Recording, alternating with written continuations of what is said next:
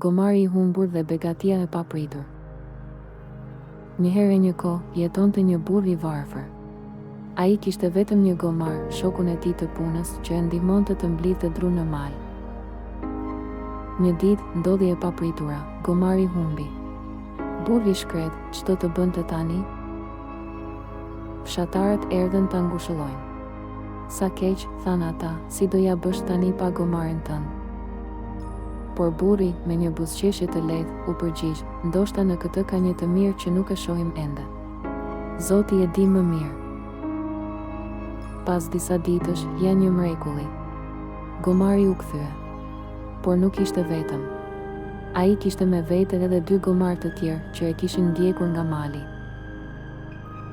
Burri u gëzua pa mas. Ai e kuptoi se besimi në Zot, edhe në kohë të vështira, mund të sjellë begati të papritura. Mos harroni, fëmijë, kur beson, edhe humbjet mund të jenë hyrje për gjëra të mira që si ke pritur.